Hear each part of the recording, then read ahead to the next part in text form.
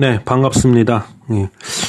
이 시간에는 그냥 간략하게 아주 간단하게 그 반도체에 대해서 좀 짚어보고자 합니다. 예, 올해 2018년도에 전체적으로 반도체 업황이 어떨까, 반도체가 잘 갈까 못 갈까에 대해서 제 개인적인 좀 생각을 말하고자 해요.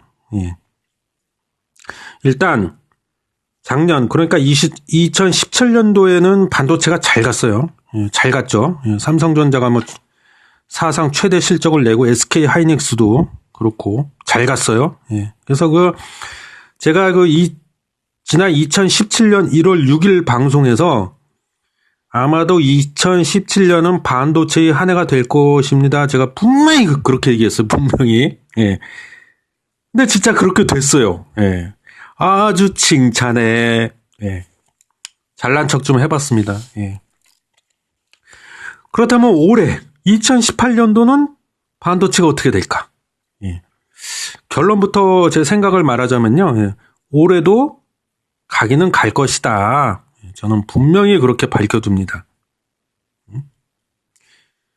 자율주행차, 사물인터넷, 클라우드 컴퓨팅 뭐 이런 것들, 흔히 말하는 그 4차 산업혁명 뭐 이런 거, 요게 올해 아마 시동을 좀 본격적으로 부릉부릉 하면서 걸 것이라고 보기 때문이에요. 예. 하지만 가긴 가는데 작년만큼 그 정도로까지 갈 거는 아니라고 봅니다, 저는. 예. 그래서 거시적인 전망을 하자면요. 올해 2018년도는 제약 바이오가 아마 계속 주도를 할 것 같고, 그리고 내년 2019년도는 조선이 아마 또 주도할 겁니다. 조선주. 예? 그래서 올해 말쯤 되면 조선주를 눈여겨봐서 미리미리 준비를 해야 된다. 현대중공업이나 이런 것들. 예. 저는 분명히 그렇게 보고요. 이 시간은 반도체에 대해서 제가 얘기하겠다고 했으니까, 예, 반도체만 국한해서 좀 계속 말을 해볼게요.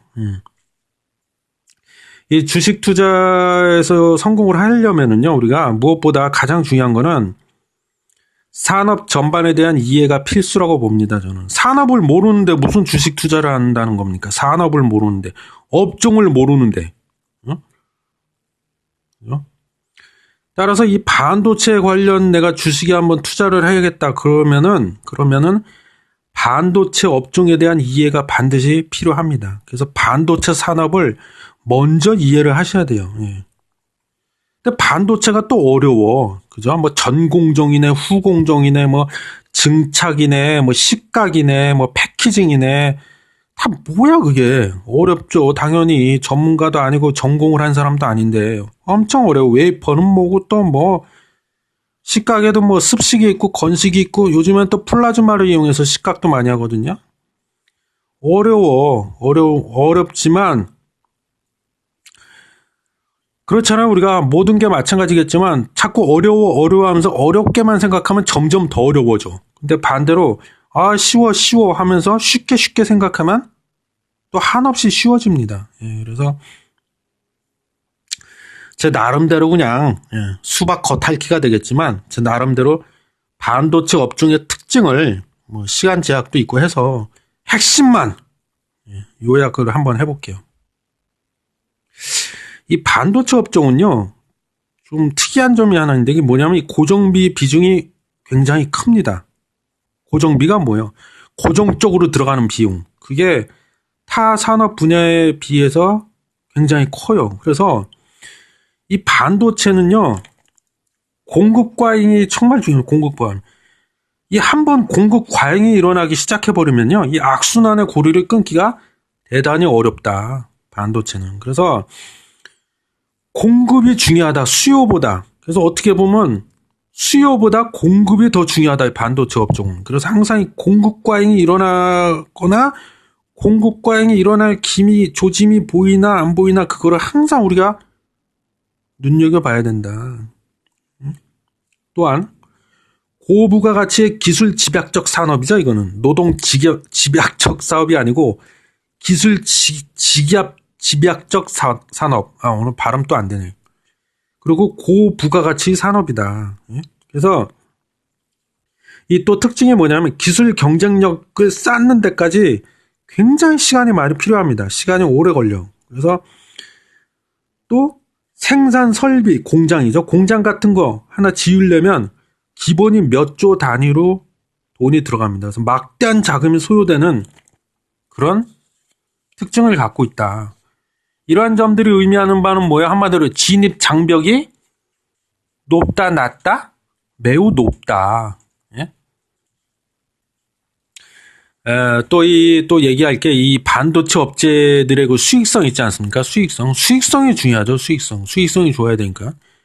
이 수익성은 기술력 확보에 따른 원가 절감, 여기서 결정이 된다고 해도 과언이 아닙니다. 예, 내가 얼마나 기술력을 확보해서 그것으로 원가를 많이 절감할 수 있나. 그래서 그 뭐 미세 공정 이런 얘기 많이 들어보셨어요. 미세 공정. 그러니까 쉽게 말하면 웨이퍼 한 장에서 반도체 몇 개를 만들어낼 수 있냐. 상식적인 얘기겠죠. 웨이퍼 한 장에 예를 들면 삼성전자는 뭐 웨이퍼 한 장에 D램을 40개를 뽑아내는데 SK 하이닉스는 30개밖에 뽑아내지 못한다 그러면 원가가 누가 더 많이 들어가겠어요? 그 말은 SK 하이닉스가 원가가 더 많이 들어간다는 얘기예요. 비용이 더 많이 들어간다. 그러니까 삼성전자하고는 게임이 안 된다. 이 뜻이죠. 이런 의미죠. 그럼 이 기술력을 확보하는 게 중요한데 그럼 기술력은 거저 공짜로 그냥 확보되나? 끊임없이 투자를 해야겠죠. 그죠? 그러다 보니까 이게 경쟁 업체 간의 차이는요, 경기가 호황일 때보다는 경기가 불황일 때 극명해지는 편입니다. 극명해져. 오히려 호황일 때보다 경기가 불황일 때 그 경쟁 업체 간의 차이가 확 벌어진다는 거예요. 그래서 이게 이제 반도체라는 산업이 갖고 있는 특징 몇 가지만 그냥 간략하게 얘기를 해봤고요. 또 살펴볼 게 뭐가 있을까요? 반도체 업종은 크게 뭐 아시겠지만 메모리 부분이 있고 비메모리 부분이 있죠. 예. 메모리 부분은 뭐야? 잘 아시는 거로 우리나라 그 삼성전자하고 SK 하이닉스가 주력 이 메모리 쪽이잖아요. 그래서 뭐 D램, 3D 낸드 플래시 뭐 이런 거. 비메모리 부분은 뭐가 있을까요? 시스템 반도체라고 불리는 것들 뭐 이런 거. 그래서 우리나라는 그 메모리 반도체가 주력이죠. 그렇기 때문에 비메모리 분야에 대한 언급은 생략하겠습니다. 예. 좀 더 세분화시키면 이 메모리 반도체 분야는요, 또 크게 나눠봤을 때 분류를 하자면 D램과 낸드 플래시 메모리로 크게 이렇게 나눠진다고 보시면 돼요. 그리고 또 요 메모리 반도체가 탑재되는 제품의 종류에 따라서 크게 나누면 PC용, 서버용, 모바일용으로 또 분류가 됩니다. 그죠? 지금까지는 그냥 몸풀기로 말씀드렸고요. 그렇다면 본격적으로 주식 투자라는 관점에서 봤을 때 삼성전자나 SK 하이닉스 같은 이런 메모리 반도체를 주력 사업을 하고 있는 이런 업체의 주식 투자 관련해서 얘기하는 거니까 이 주식의 주가가 오르는 게 중요한데 이 주가가 오르려면 과연 무엇이 전제되어야 할까요? 뭐 이런 걸 알아야 투자를 한다는 거죠. 예. 근데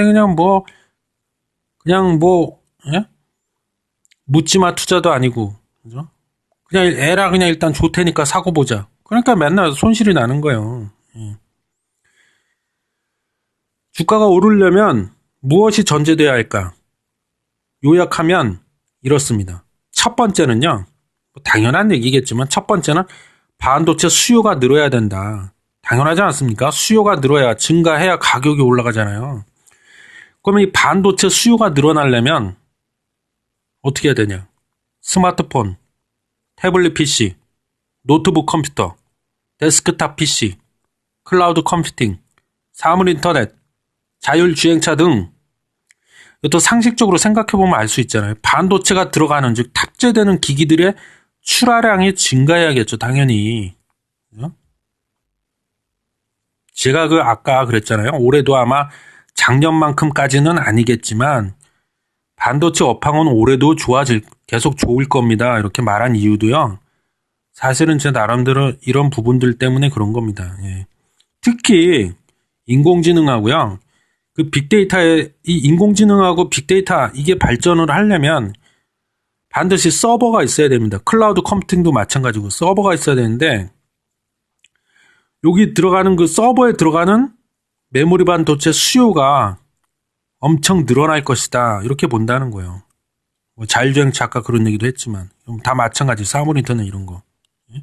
저는 그 중에서도 특히 서버용 그 PC에 들어가는 메모리 반도체 수요가 올해는 굉장히 많이 늘어날 거다. 저는 그렇게 보고요. 좀 더 짧게 아주 단기적으로 또 보자면 모바일 그 중에서도 특히 스마트폰 수요가 중요합니다. 이거는. 왜냐하면은요. 지금 현재까지는 즉 2018년도 1월이잖아요. 지금 이 현재까지는 아직도 메모리 반도체의 많은 부분을 차지하고 있는 것이 스마트폰이기 때문입니다. 스마트폰. 그 중에서도 애플, 그죠? 애플의 아이폰, 삼성의 갤럭시 시리즈, 그리고 뭐 화웨이 같은 그런 중국 스마트폰 제조업체들, 이런 업체들의 출하량을 체크하는 게 중요하다. 근데 이런 맥락에서 봤을 때요, 좀 안타까운 소식이 최근에 들리죠. 애플의 아이폰 X가 조기 단종될 거다, 뭐 이런 얘기도 있고, 지금 뭐 정확한 건 아닌데 제 기억으로는 뭐 아이폰 X가 2달 동안 40만 대인가밖에 못 팔았대요. 예, 좀 실망스러운 숫자죠. 그리고 뭐 배터리 게이트 터졌죠. 그래서 뭐 지금 애플이 위기다, 뭐 이런 얘기를 많이 하는데 이런 거. 그다음에 그 중국 스마트폰 업체들이 지금 그 판매가 둔화되고 있대요. 판매량이 지금 점점 둔화가 되고 있어갖고 이런 게 좀 염려스럽긴 해요. 사실은 이게. 그렇긴 한데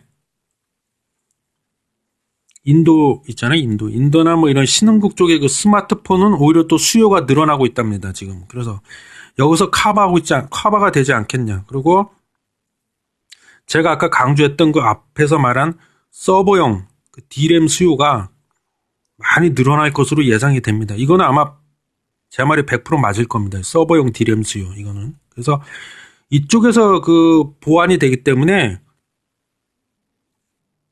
크게 걱정할 일은 저 개인적으로 봤을 때 아니다. 이렇게 판단이 되고요. 그 참고로 SK 하이닉스 그 관계자 뭐 회사분이겠죠. 이분 말씀에 따르면 올해 D램 수요는 작년 대비해서 한 20% 그리고 낸드 플래시는 작년 대비해서 한 40% 정도 늘어날 것으로 전망을 해서 거기에 맞춰서 좀 계획을 짜놨다고 합니다. SK 하이닉스 내부적으로. 예. 그래서 이 수요라는 측면에서는 이렇고요. 예. 두 번째, 아까 제가 얘기했잖아요. 사실은 수요보다 반도체는 공급 쪽이 더 중요하다. 예. 특히 그 중에서도 공급 과잉이 일어나 버리면 안 된다. 이거는 진짜 X 된다. 이렇게 되면. 그죠? 반도체 가격은 수요보다는 그 공급에 의해 가격이 결정되는 경우가 태반입니다. 예. 어떻게 보면 그래서 그 반도체 생산 업체가 좀 과장해서 말하자면 주도권을 잡고 있다. 그래서 공급을 체크해야 된다. 공급 과잉이 발생을 해버리면 이거 상식이잖아요. 이것도 상식적인 얘기잖아요. 당연히 가격은 어떻게 됐어요? 폭락이 옵니다. 폭락. 예? 그럼 이제 올해는 어떠냐? 올해는 뭐 미세공정 전환 기간이 지금 생각보다 길어지고 있대요. 그래갖고 공급 과잉 현상은 일어날 확률이 좀 비교적 낮다. 예, 오히려 이 미세공정 전환 기간이 생각보다 좀 길어지고 있기 때문에 오히려 공급 부족 현상이 일어나면 일어났지 올해 같은 경우 공급 과잉 현상이 일어날 그럴 확률은 비교적 낮다. 뭐 그렇게 보고요. 그 참고로 작년 그 2017년도 12월 기준으로 봤을 때 작년 12월 기준 이 D램 가격이요. 3.59달러 정도 했어요. 그러니까 대략 한 3.6달러 정도. 그러다가 이 정도 했는데 2016년 8월 달에 바닥을 찍었습니다. 사실은 이게 D램이 2016년도 8월 달에 얼마였냐? D램 가격이 1.38, 394? 뭐 대략 한 1.4달러 정도 하다가 작년 12월에는 3.59, 3.6달러까지 치고 올라갔죠. 꾸준히 올라온 오름세를 유지했었어요. 그동안 꾸준히. 그럼 낸드 플래시는 어떠냐? 이것도 마찬가지예요. 5.6달러까지 갔죠. 그래서 꾸준히 오름세를 유지해 왔습니다, 지금. 예, 그렇기 때문에 아까 말씀드렸지만 뭐 올해 뭐 대규모의 그 공급 과잉 현상이 일어날 확률은 매우 좀 낮다고 봐야 되기 때문에 뭐 디램 가격도 그렇고 낸드 플래시 가격도 그렇고 폭락할 일은 별로 없다, 제가 봤을 때. 그래서 올해도 작년만큼까지는 아니겠지만 반도체 업황은 좋아지는 쪽으로 유지가 될 것이다. 저는 그렇게 봅니다. 예.